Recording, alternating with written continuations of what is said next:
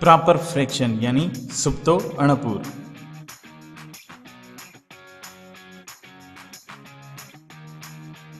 सुप्तो अणपूर यानी proper fraction में अंश हमेशा छेद खां नंढो थींदो आहे।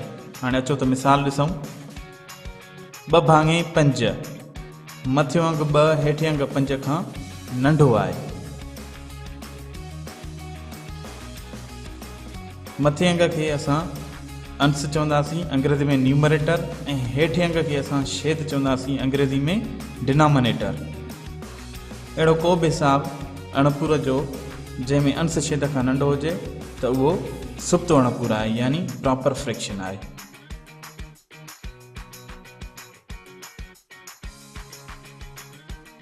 यादि रहे त अंश वारो अदद ॿुधाईंदो आहे त कंहिं शइ जा असां वटि केतिरा हिसा आहिनि, जॾहिं त छेद वारो अदद उन शइ जा सभई हिसा ॿुधाईंदो आहे। हीअ हिकु पिज़्ज़ा आहे। असां हिन जे ज़रिए सम्झंदासीं त हिन पिज़्ज़ा जा टोटल घणा हिसा आहिनि ऐं उन मां असां वटि घणा हिसा आहिनि। अंश ॿुधाए थो त असां वटि घणा हिसा आहिनि पिज़्ज़ा जा ऐं छेद ॿुधाए थो त हिन पिज़्ज़ा जा टोटल हिसा घणा आहिनि।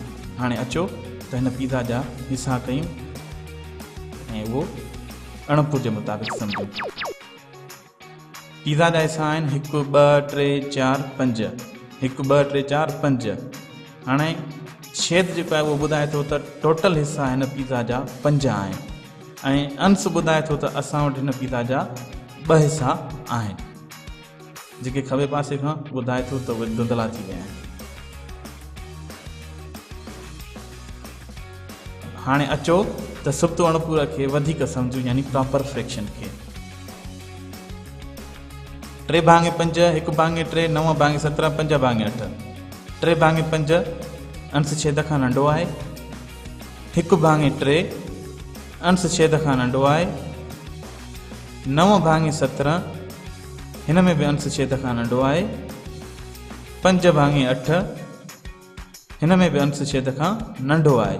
यादि रहे प्रॉपर फ्रैक्शन यानी सुप्तो अणपूर में हमेशा अंश छेद खां नंढो हूंदो आहे।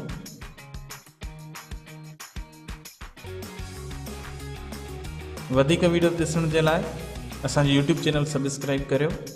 ही वीडियो लाइक कयो ऐं पंहिंजे दोस्तनि में पिणु शेयर करियो। Thanks for watching.